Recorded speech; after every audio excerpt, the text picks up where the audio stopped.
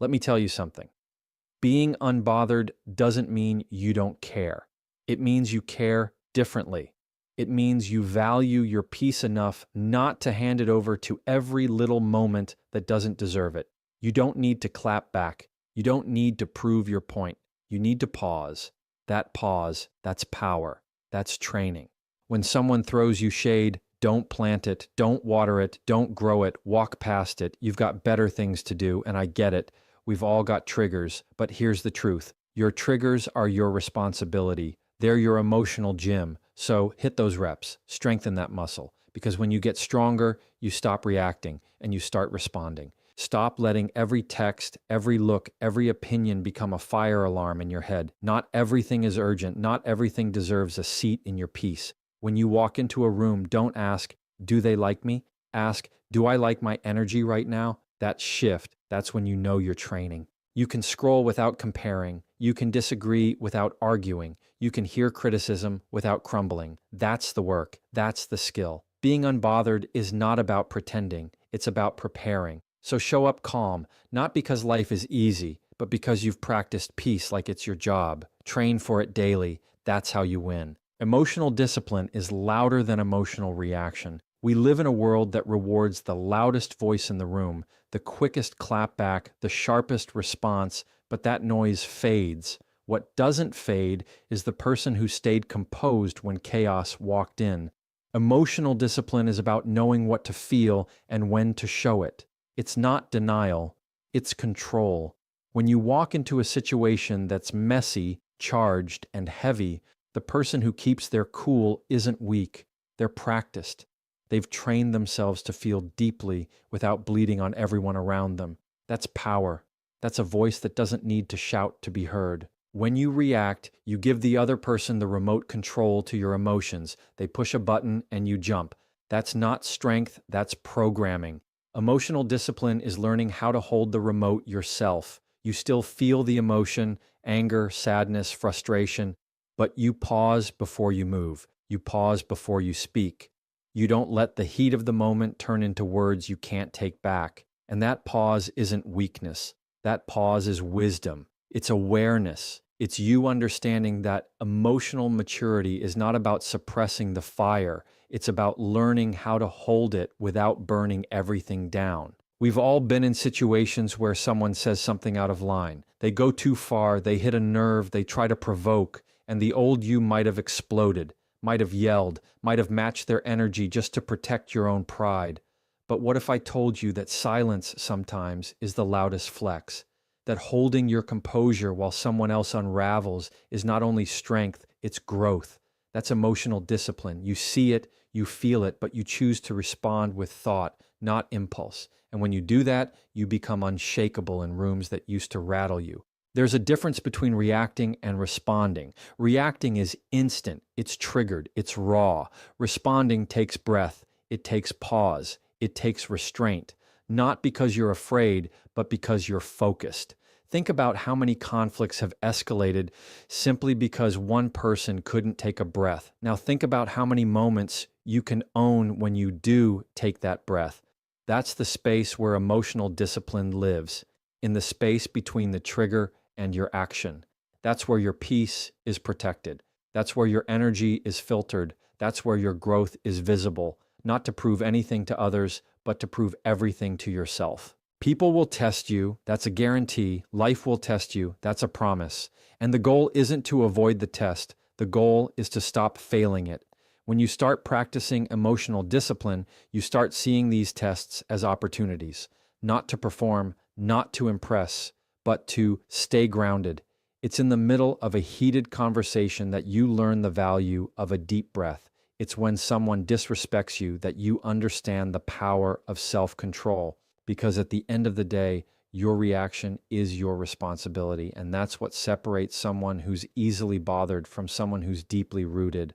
Your emotions are valid, every single one of them, but not every one of them needs a stage. Emotional discipline is choosing which emotions get a mic and which ones get processed in private. That doesn't mean you don't express yourself. That means you express yourself with intention, with timing, with impact. Think about how strong you are when you can feel something deeply. and still not let it control your next move. That's emotional strength. That's character. That's the result of discipline that didn't come overnight, but through trial, failure, reflection, and consistency. Training emotional discipline is like building muscle. You don't get it from one moment of calm. You get it from choosing calm over and over again, even when you have every reason to react, especially then. The moments when you're shaking, when your pride is loud, when your instinct wants to snap. That's when you're building it, not with a loud voice, but with a steady presence. You're learning to be the thermostat, not the thermometer. You set the temperature. You hold it, even when everything around you wants to spike. That's how you become emotionally disciplined, and that's how you stay unbothered. Boundaries are not walls. They are doors with locks. The difference matters more than people realize. A wall shuts everything out, even the good. A locked door lets in what aligns and keeps out what doesn't. It's intentional. It's controlled. Boundaries are not about being mean, cold, or distant. They are about being clear. They're about saying, this is how I want to be treated, and meaning it with your actions, not just your words. You can love people deeply and still say, this is not okay with me. That's not harsh. That's healthy. Too often, we wait for people to cross a line before we admit the line even exists. And by the time they've crossed it, resentment's already built. Boundaries don't need to be built out of anger. They should be built from awareness. Knowing what drains you, what confuses you, what triggers you, and having the courage to design your life around protection instead of apology. A boundary is not a punishment to others. It's a form of self-respect. It's you recognizing that you don't owe your time, energy, or space to people just because they want it. You owe those things to yourself first. There's a fear that comes with setting boundaries, especially when you've been a people pleaser. You start to wonder, what if they leave? What if they get upset? But here's what matters more. What if you stay and keep getting hurt? What if you keep stretching past your limits just to make someone else comfortable? That's not kindness. That's self-abandonment. Boundaries protect you from abandoning yourself. And yes, some people will get uncomfortable when you start enforcing them, especially if they benefited from you having none. That's not your problem to fix. That's their mirror to face. You're not here to be accessible 24/7. You're not here to be agreeable at your own expense.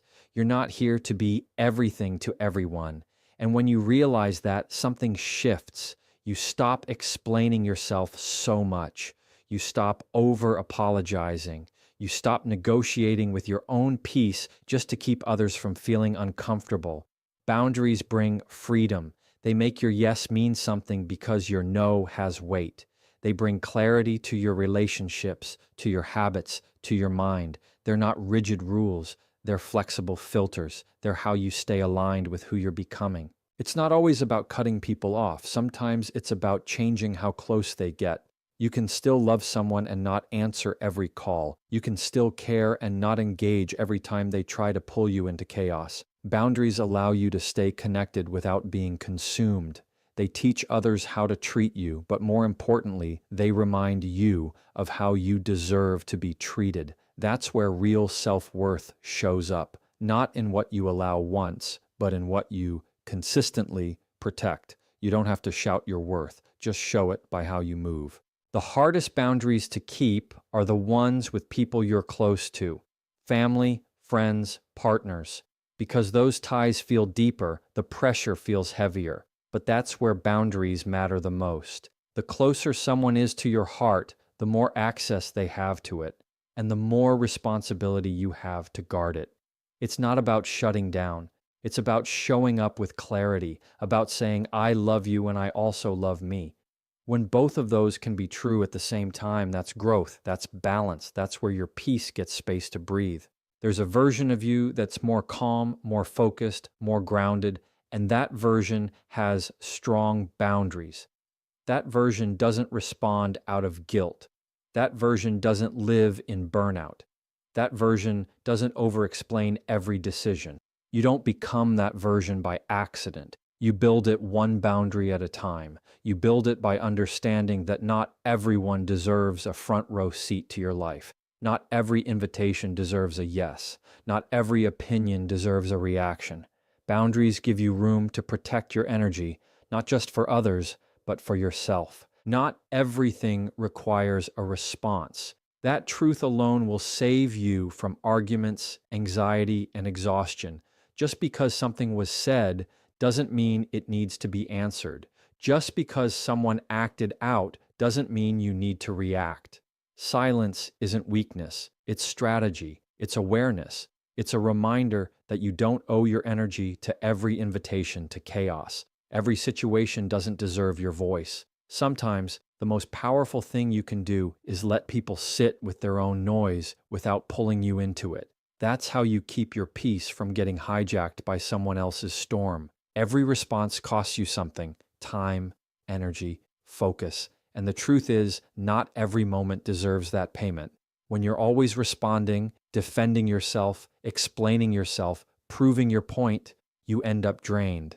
You turn every minor thing into a major event. You become reactive instead of reflective. But when you train yourself to pause, to breathe, to choose stillness over reaction, you shift into control. You're not ignoring reality, you're mastering it. You're learning that maturity isn't about winning the last word. It's about knowing which words are even worth speaking in the first place. Some people speak just to get a rise out of you. They don't want understanding. They want attention. They don't care about clarity. They want control. And the moment you bite, you've handed it over. You've entered a game that doesn't serve you. So instead of falling into the trap of defending every boundary, just enforce it. Instead of explaining every decision, just live it.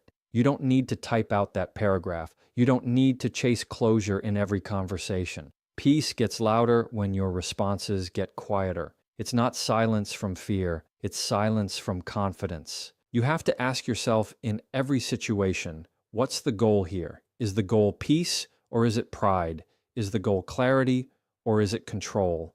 Sometimes we respond just to feel seen or validated, but other people's validation is temporary. What lasts is knowing you chose peace over provocation.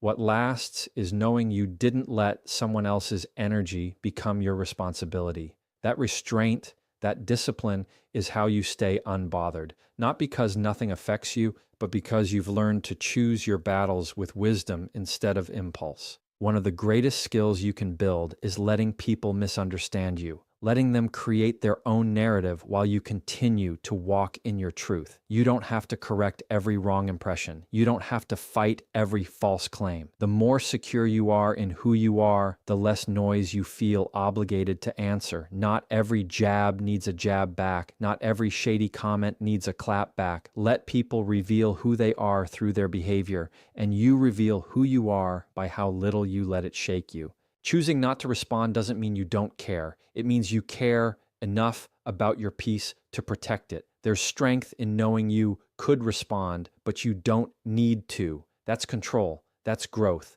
That's what emotional maturity looks like. Because when you stop responding to everything, you start responding to the right things. You shift from reacting to choosing, from defending to discerning. That shift isn't loud, it's quiet. But that quiet is solid. That quiet holds weight. That quiet is where your confidence gets built, not through what you say, but through what you no longer have to.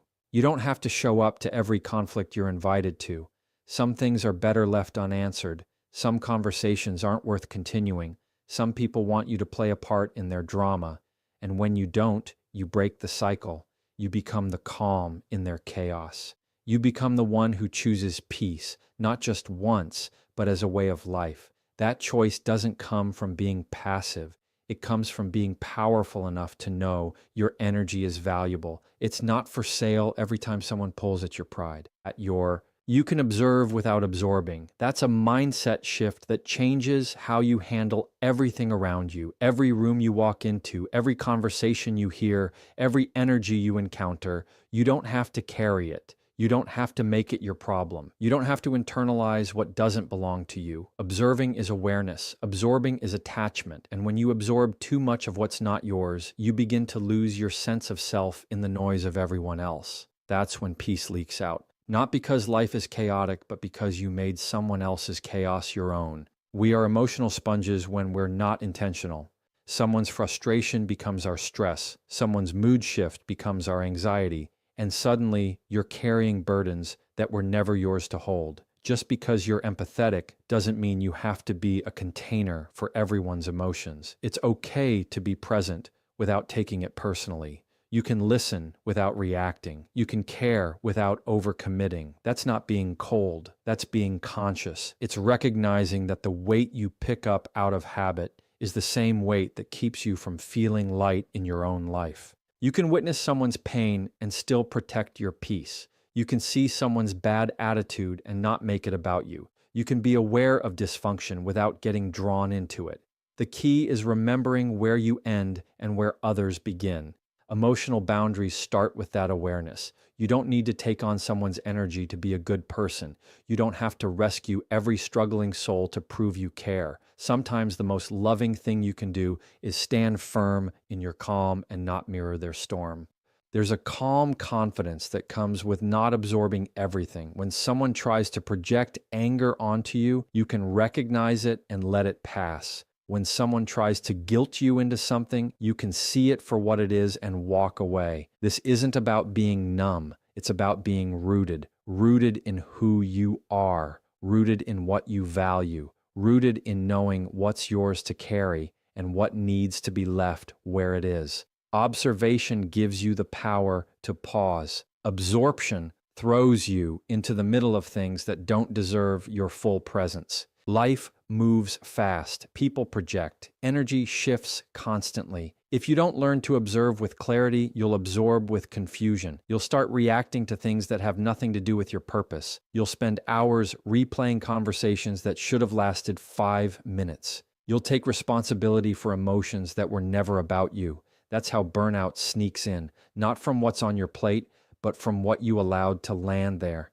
And sometimes it's not more self-care you need, it's less emotional baggage you picked up from absorbing things that weren't yours. You can be the calm in the chaos, but only if you stop letting the chaos define your state. That means learning to sit with discomfort without letting it settle inside you. That means noticing tension in a room without letting it shift your mood. That means hearing criticism without letting it crush your confidence. This is about emotional detachment, not from people, but from outcomes you can't control.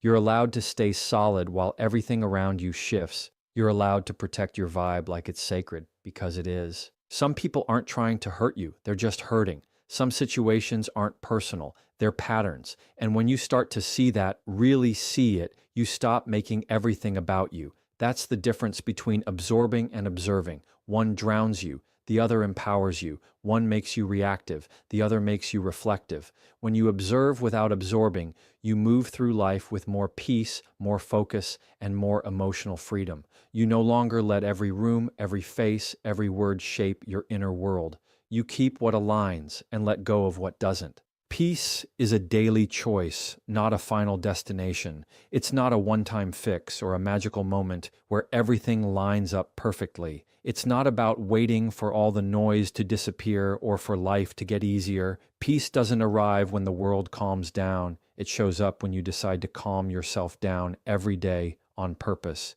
It's something you practice, not something you find.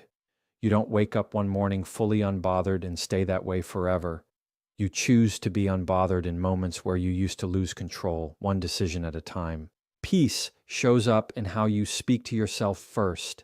That inner voice, the one that gets loud when you're stressed, the one that criticizes, doubts, or overthinks, that voice has to be managed.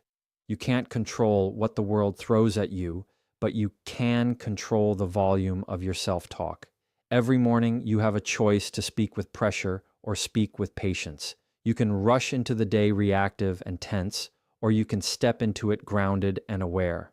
That's not a personality trait. That's a muscle you build with repetition. That's peace as a discipline. Your peace is tied to your habits, what you consume, how you start your mornings, who you allow into your space. Those aren't small things. They add up.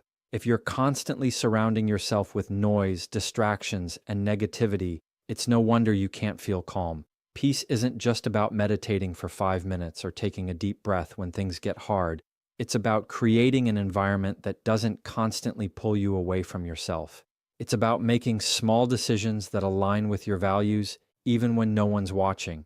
It's how you protect your emotional energy like it's sacred, because it is. Peace also means choosing not to engage in every argument, every post, every petty comment, not because you're afraid, but because you're focused. You've got goals, you've got growth to protect, and peace helps you stay aligned with that. When you're not at peace, everything becomes a battle.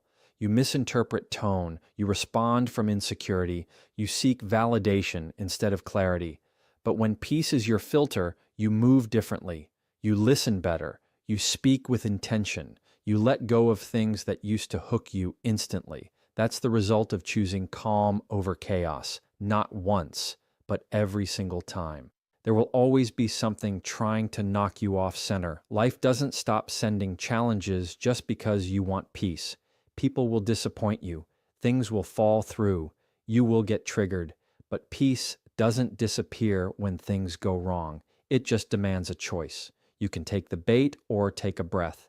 You can spiral or stay steady. You can complain or take control. That's why peace isn't passive, it's active. It requires you to be intentional about how you respond when things don't go your way. It's easy to be calm when things are smooth, but real peace shows up in the pressure. Sometimes peace looks like silence. Sometimes it looks like walking away. Sometimes it looks like saying no, and sometimes it looks like saying yes to yourself, even if others don't get it. The more you practice choosing peace, the less you feel guilty about protecting it. You stop apologizing for needing space. You stop over-explaining your decisions. You stop trying to convince people who are committed to misunderstanding you. Peace frees you from that cycle. It brings you back to yourself every time the world tries to pull you out of alignment. And that process, that quiet, powerful return, becomes your anchor. Peace isn't loud. It doesn't announce itself. It doesn't need approval. It's found in those everyday decisions that say, I'm not going to lose myself in this moment. It's built in the pauses, the boundaries, the breath before the reaction. Peace is not something life hands you. It's something you reclaim in real time. When the phone rings, when the email comes, when the conflict starts, when the day feels heavy. And you'll know you're choosing peace when you stop needing the outside world to change in order for you to feel okay. You'll know because you'll feel steady even when everything else isn't.